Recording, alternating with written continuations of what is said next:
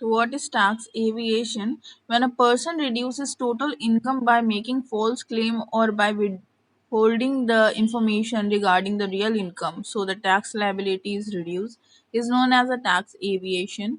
Tax evasion means होता है अपने टैक्स को छुपाना, मीन्स जितनी उसकी रियल इनकम है वो ना दिखाना, ठीक है। उसके लिए फॉल्स क्लेम करना, मतलब जितनी भी इनकम वो कमा रहा है वो गलत दिखा रहा है, ठीक है, उससे कम दिखा रहा है। ये किस लिए किया जाता है? टैक्स से बचने के लिए कहा किया जाता है। Tax evasion is not only illegal but is also immoral and anti social and anti national practice.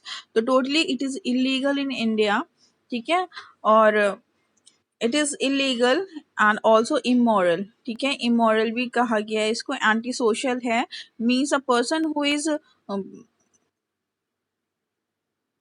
not disclosing his real income and not paying his tax is immoral and also anti-national, मतलब देशद्रोही में count होता है वो।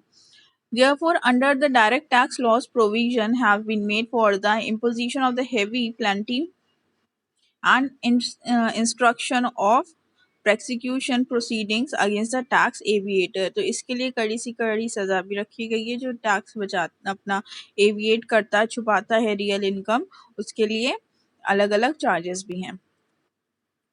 Now the thing is, the tax aviator reduces taxable income by one or more of the following step। इस तरीके से tax चोरी किया जाता है। तो first one is unrecorded sales. जितनी भी सेल्स हो रही है, मीन्स इफ अ शॉपकीपर और if a businessman not showing his real sales, ठीक है, वो अपनी रियल सेल्स नहीं दिखा रहा है। By claiming bogus expenses, bad debts and losses, ठीक है, मतलब फर्जी के एक्सपेंसेस उसने दिखा दिए, अपने बैड डेट्स दिखा दिए गलत, जो कि नहीं है रियल में, और लॉसेस दिखा दिए which is not happening in the real life, ठीक है, which is not happening in the real business, ठीक है, उसके लिए क्लेम करना, that's come under the tax aviation.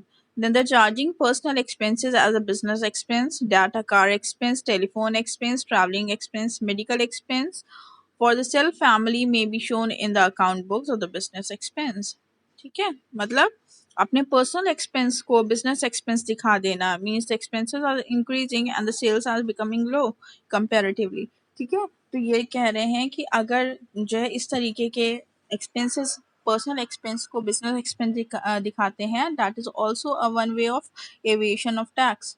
Then the submission of a bogus receipt of the charitable donation for the deduction of US ATG, ठीक है, under section ATG the charitable amount is not considered as a income, ठीक है, वो अपना income के रूप में नहीं देख सकते आप उसको, और उसके लिए कुछ रिबेट मिलता है, ठीक है, रिलैक्सेशन मिलता है। तो इसकी जगह पे वो फर्जी रिसिप्ट बनवाते हैं लोग और उसको दिखा देते हैं कि मैंने फला जगह अपना इतना चैरिटेबल ट्रस्ट में दिया है। तो that is also a tax evasion, a form of tax evasion. Then non disclosure of the capital gain on the assets, if there is any capital gain related to a capital, ठीक है, तो उसको अगर ना दिखाया जाए, non disclose ना किया जाए अपनी बैलेंस शीट्स में, तो it is also come under the tax evasion. Then non disclosure of income from the benami transaction, benami transaction जो इनकम में दिखाना चाहिए वो डिस्क्लोज नहीं कर रहा है। बाय ओपनिंग अ एक्सेसिव और the bogus salary payment to near relatives, ठीक है, मींस जो भी उनके एम्प्लॉयज हैं उनको वो गलत सैलरी देता हुआ दिखा रहा है, मींस इफ ही से जो paying 10,000 rupees, he showing 20 to 25,000 rupees salary.